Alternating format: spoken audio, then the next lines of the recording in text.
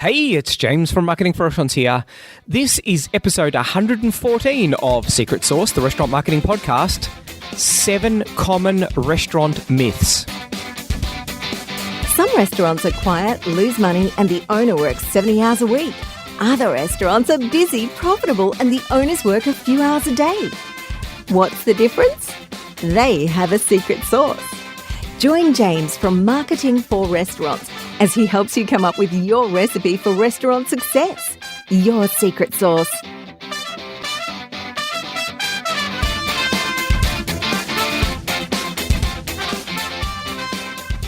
Ladies and gentlemen, welcome back to the podcast. We're going to be covering some very interesting ground today.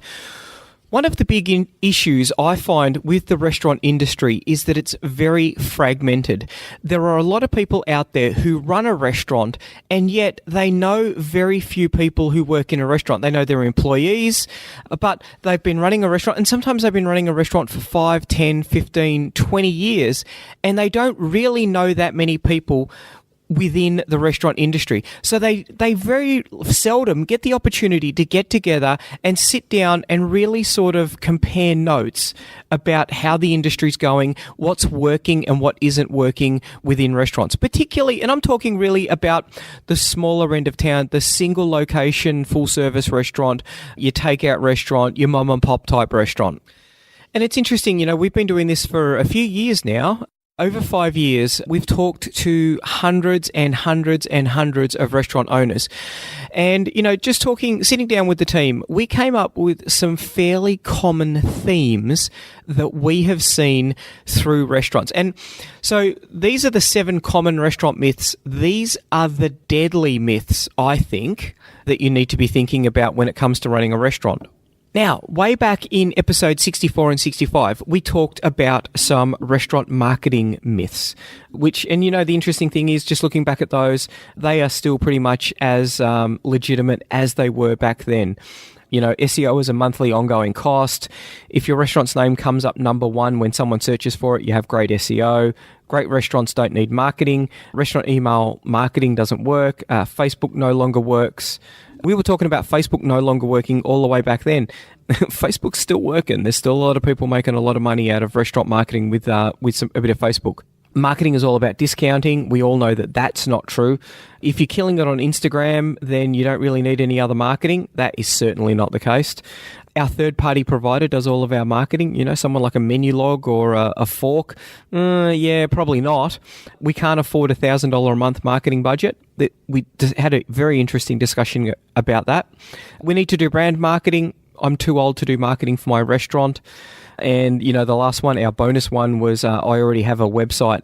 All of those are pretty much on point now. And if you haven't listened to it, I would definitely go back and have a listen to those ones there, because we go into a lot more detail than just, sort of rattling them off. We go into why they're myths and the kind of things that you can do to really benefit, to really make some more money in your restaurant.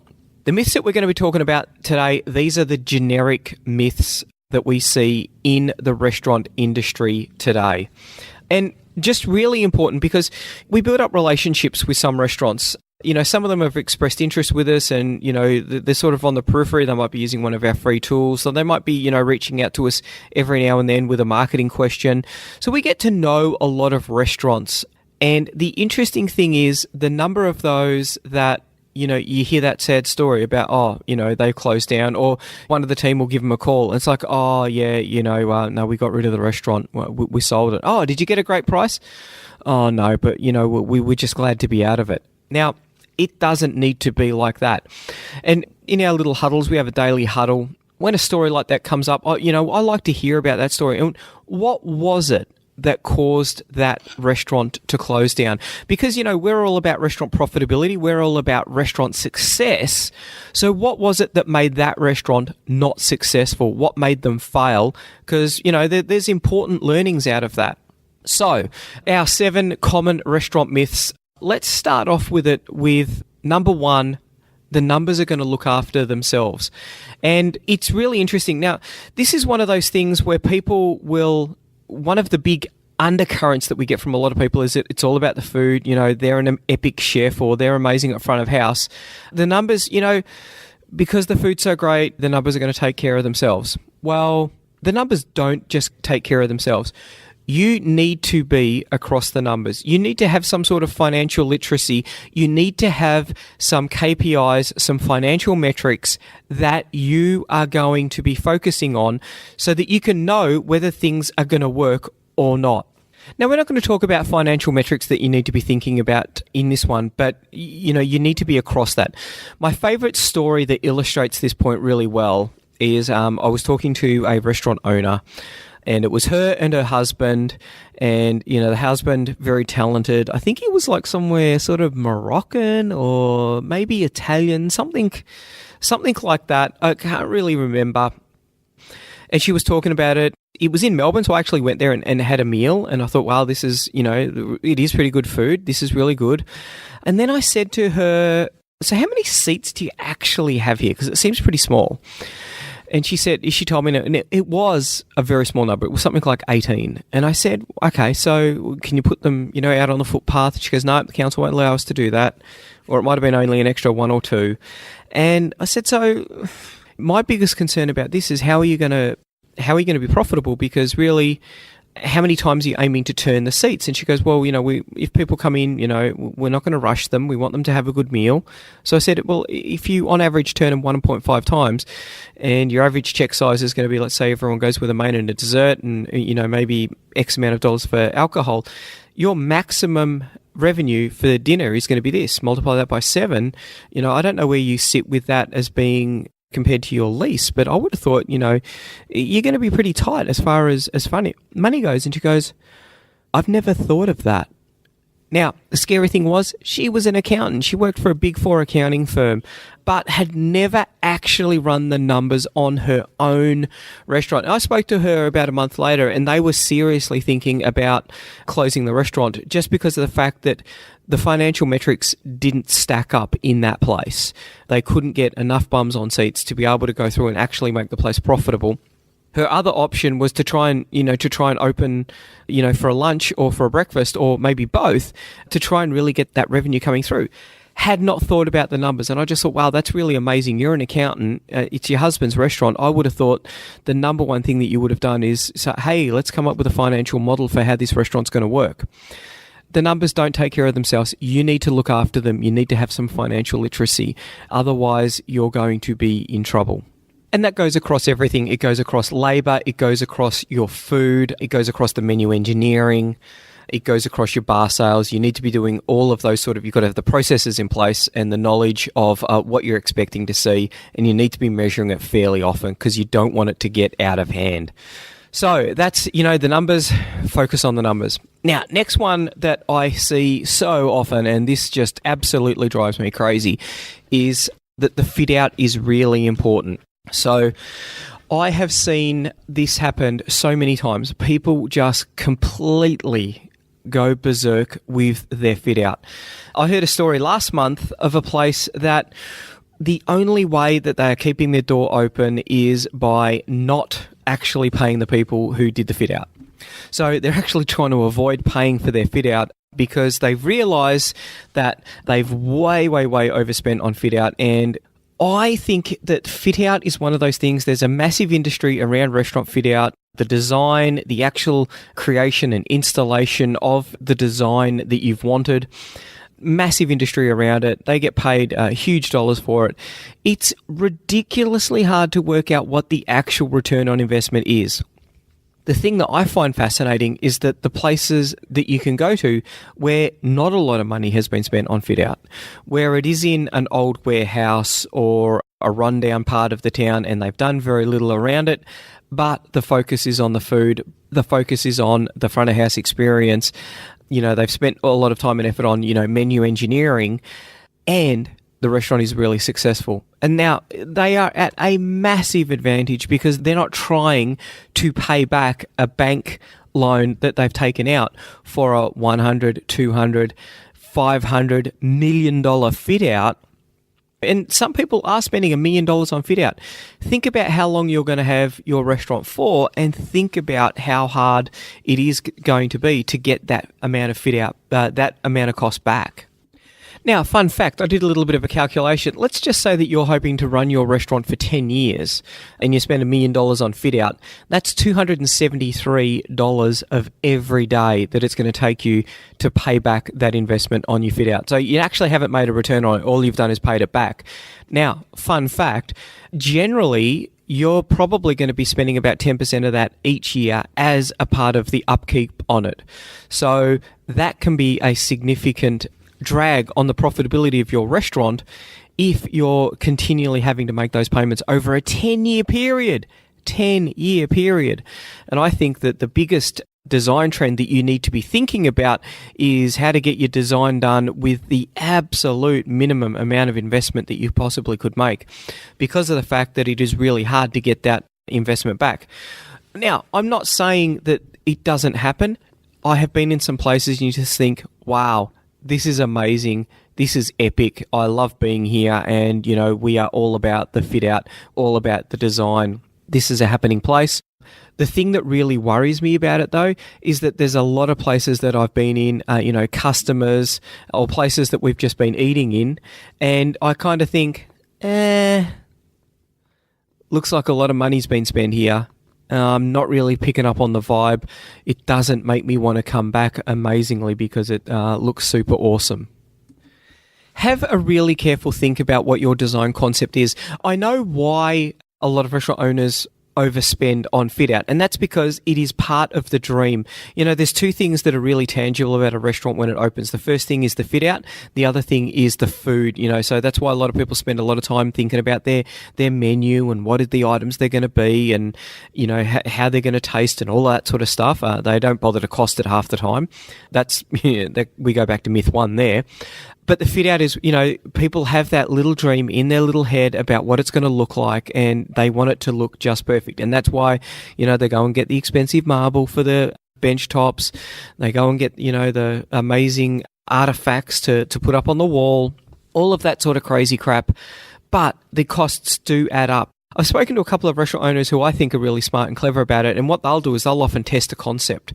So they'll create the concept, but they'll do it as cheaply as possible, knowing that if it works, then they can probably start to spend a bit of money, maybe upgrade the chairs at some stage, maybe upgrade what the interior looks like, knowing that they're going to be funding that out of existing cash flow, not out of debt, which is something that you've got to be paying off every month. You've got to be making that payment. Some people definitely way overspend on fit out.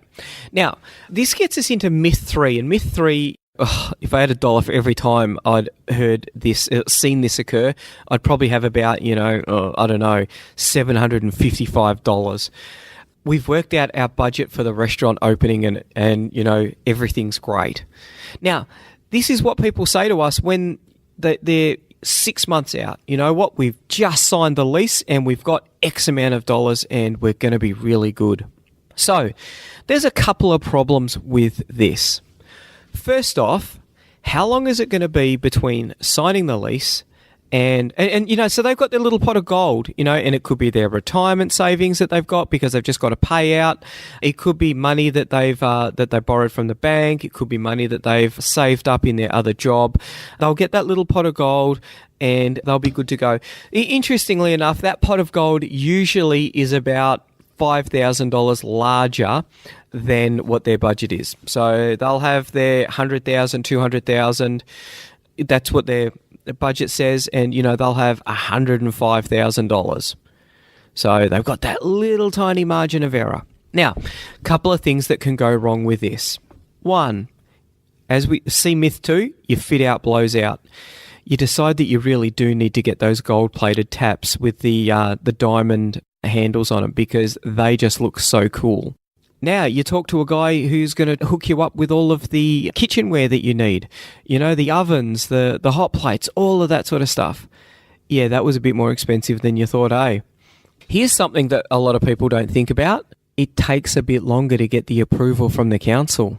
So you were thinking that you signed the lease and then your fit-out guy is going to come in, the kitchen installer is going to come in, and 2 weeks after that, you're going to get all of your tables and chairs and your crockery, and you're going to be off to the races.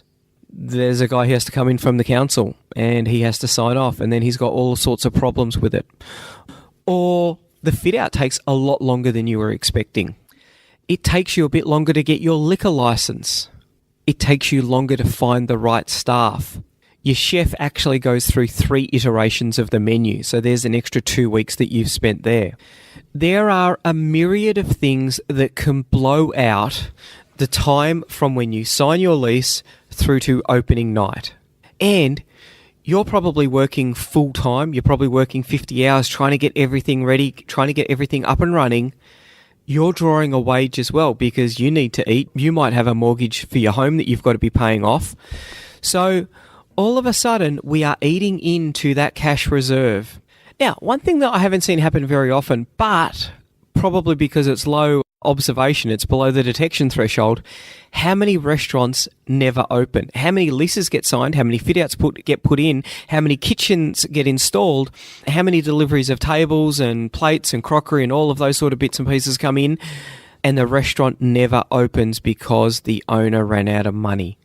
Now, I don't know what the figure is on that. It's probably hard to find out. I'm sure that it happens, though, more than once or twice because of the fact that some of these things can drag on for a very long time. What we do see, though, happening far too often is people stretching out their resources, stretching out their little pot of gold all the way right to the end of opening day. And then that's it. They're almost out of money. They've got enough money to buy the food and they have to pedal so fast, so hard to be able to be profitable. And they really are setting themselves up for failure. Because you know what? There's a couple of ways that your opening night is going to go. Most people, when they work out their budget, they think the opening night is going to be a cracker. And for some restaurants, it is. But we find that there are 3 types of openings. One, the first kind, and this is the worst kind, is that, everyone is super excited about the restaurant opening, but not everyone else shares that enthusiasm. So the opening's pretty quiet and it's off to a slow start, and it often doesn't get any better than that. Other people, when they open a new restaurant that's opening, if the word gets around, people are pretty excited about that. There's lots of tricks that you can do to have a cracking opening. And so sometimes there'll be, it'll be full. You're booked out on first night and you think, wow, this is epic. And I know, some people are a bit freaked out. What if front of house haven't got what if they're not up to the challenge? What if it's happening in the kitchen as well? So some people will do a soft opening. There's pros and cons for a soft opening or a hard opening. But what happens is the people who've gone to the new restaurant, they've been and gone. Then you're sort of relying on some of those people to come back or for other people to sort of discover it. And that's really when you're sort of relying on your marketing to really start driving your revenue. The third type of opening, this is the one that everyone sort of factors in. This is the one that they're like, you know what, this is how it's going to be. We are going to be sold out on opening night, and it's only going to get better from there. Probably 2 months down the track, we'll put our prices up because we're just that far booked out. You know what? A lot of people, whether they verbalize it or not, that's what they're kind of thinking for. That's what they're hoping for. When it comes to your financial planning, hope is not something that you want to have in there. Hope is not something that the bank wants to see. Hope is not something that you can make payroll out, you can meet your lease out of. It's got to be cold hard cash. And so you need to be planning for something that's a little bit more realistic. Because yes, some people do have a cracking opening and it just continues and grows and grows and grows. But sad fact is, the majority of the time, 98% of the time, i.e. this will probably be you, your opening week is going to be stronger than your second week. And that can be really tough. If you have spent your pot of gold, your financial resources, then it can be really hard. And we see this all the time. You talk to a restaurant and they say, you know what? Yes, we're really quiet. Well, let's do some marketing. We don't have any money for marketing. And you know that, C-Myth 2, they've gone and spent $200,000, $300,000 on marketing, and they can't put together $100 for a Facebook campaign for a month. And you think, is this dead restaurant cooking? Possibly. The lights are on, but they're not going to be on for too much longer. And I think it's really sad because you've done so much of the hard work. And you can see it. A lot of the time, people have poured their heart and soul into it. They've borrowed all of the money that they can. And that's why that financial pot of gold is so small. They've borrowed the absolute maximum that they can, but it's not enough. It's not going to be enough to keep them going. And for them, they are going to run out of money. And so when you're doing pre-opening, work out your budget. And, restaurant industry professionals, I think, they're the ones who are a little bit more realistic. I think, the rule of thumb is double it and then add a bit more. And I think that's where you really want to be thinking of. You want to make sure that you've got that buffer so that you can meet the wages when it's quiet, that you're going to have a bit of a marketing budget, that you've got some money in there for those contingencies that you're probably going to need to be meeting. So have a good hard think about your opening budget for the restaurant and make sure that you've got the resources there and then some. Now, we see this quite a bit. Everyone is using this. Everyone is doing this. I should too. The good old me too kind of thinking. If it's good for everyone else, it's going to be great for me. It continues to resonate. And I remember probably 3 or 4 years ago, the big thing that everyone was doing was Groupon. Wow, look at Groupon. And so, the Groupon guy would be out there and he'd be saying, yeah, you got to get on Groupon. Everyone's doing it. It's absolutely going berserk. And we spoke to restaurants and we were like, so you're Grouponing, so things are really tough? I was like, no, we're actually doing quite well. So I don't understand. Why are you using Groupon? Well, everyone else is using it and we thought that we should be doing the same thing. We don't want to lose any customers. And it's like, so you're already pretty busy and you already got nights when you're booked out. And now, without any thinking whatsoever, you're now taking people who are getting a 50% discount and you're only getting, a fraction of that 50% that they are paying. How is this working for you? And there were restaurants that were taking significant hits to their profitability. They were upsetting some of their regular customers because they had bought the idea that because everyone else was using Groupon, they should be using Groupon. Fun fact, evidently Groupon's still around. Who knew? I haven't heard of them for, probably 12 months. I thought they'd gone under, but no, they're still around. Now, this is one of those things that sort of, it keeps on rhyming because now, of course, it's Uber Eats and Deliveroo, and so many times we see people going into using Uber Eats or something like Deliveroo, Menulog, and it's like, so what is the thinking behind the profitability there? Now, don't get me wrong. There are some restaurants who are being profitable with Menulog or Uber Eats. It's tough. You've got to be really thinking about it. You've got to have a smart plan to attack it. You don't just want to be signing up and doing everything that they're saying to do, particularly with Uber Eats and Deliveroo. None of those guys share your customer details. You've heard me rabbit on about this on numerous occasions and in numerous ways with the problems that you can have with it. I have seen restaurants that, now obviously the ones that they want to prey on are the people who are struggling because, the glitter of, you can get heaps more orders, that sort of resonates with those guys, even though they're probably shipping every single order out at a loss. That eludes a lot of them because they're not thinking through about what it is that they're trying to achieve. Remembering, of course, the old maxim that revenue is vanity and profit is sanity. That's something that I've always tried to work towards.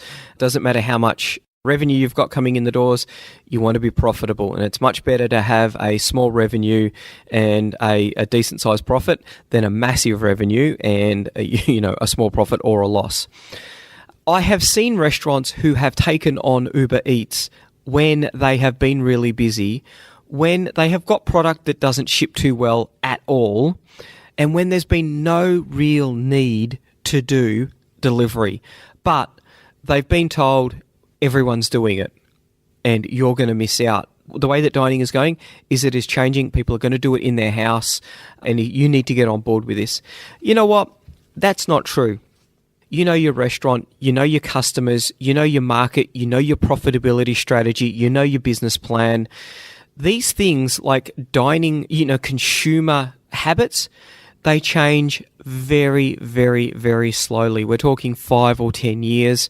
You only have to look at things like the average number of times that the average menu log customer orders from them, and it's not that many.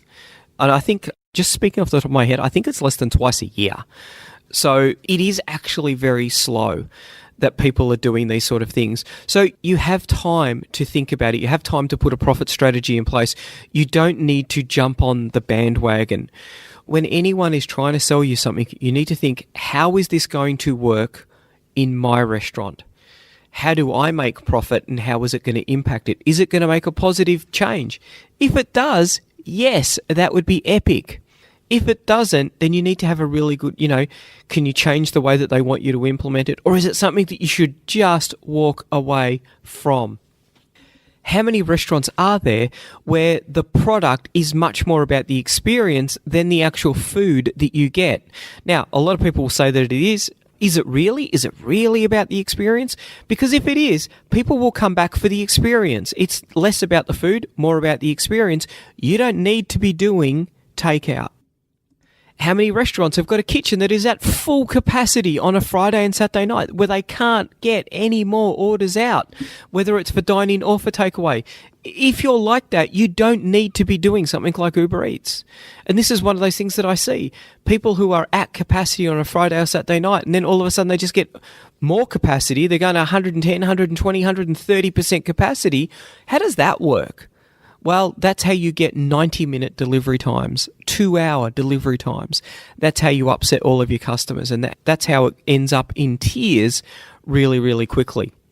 Have a think about what the new trend that someone is trying to sell you on and how it is going to impact your business, because you know your business and you've got a vested interest in the profitability of your interest.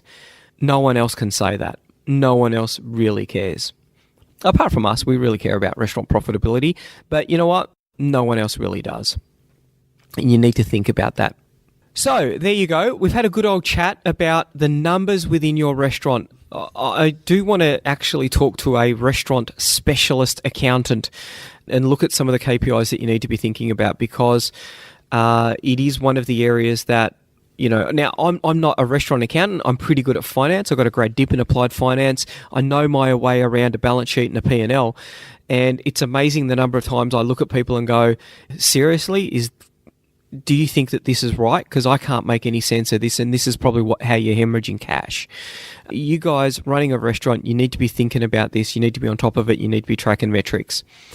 If you haven't opened your restaurant yet, think about fit out. Think about how to do the fit out in either a staged approach so that you can prove the concept, or keep the costs as low as possible, because it is so hard to get that positive return on investment. If there is a fit out expert out there who's got some really cool metrics or some really cool ideas about fit out, happy to have a chat with them. I'm not completely anti fit out. I know it does work for some people. I know that there's some really high-priced, expensive fit-out designers out there, and you kind of think, I'm not really sure that your services were worth $100,000 here, because, I'm pretty sure that it could have been done by anyone. So yeah, interested to explore that if there's someone out there who wants to have a chat. Your budget for opening, have a think about that. Make sure that you've got double and a bit of everything that you can actually account for how long, and it's partially about what you're going to spend and partially how long you're going to be spending that doing it. When is opening date? Because we know whenever we do like a pre-opening launch for a restaurant, we always say, so when's it going to open? And they'll say, oh, you know what? We are 4 weeks away from opening. That's fantastic. And then we go, yeah, so we're probably looking at 6 to 8 weeks, maybe. That's the way that it normally pans out. Sad but true. Lastly, don't be a sheep. Don't follow the herd. Don't do what everyone else is doing. Do the things that are going to make sense for your restaurant, for your team, for your customers, and for your profitability. Really important to think about that, because far too often people aren't thinking about it. They're jumping in on the next latest craze, and it's costing them a fortune. Sad but true. So that's about it. Hopefully you've got something out of it. If you did, please leave a review on iTunes. That would be great. The other thing is, at the start of this, we spoke about how fragmented the restaurant industry is. If you know someone in the restaurant industry and they're not completely next door to you, so, obviously you don't want the person next door to you listening to Secret Sauce. But if there's someone in, a couple of suburbs away, if you've got a mate who sometimes helps you out, you sit down, call them up, have a beer with them, or, take them out for dinner and just talk about restaurants. I think that that's a really good way that you can sort of, get a little bit of an understanding about what it is. Everyone's got the same problems. We talk to restaurant owners all the time. For us, it's usually one-on-one.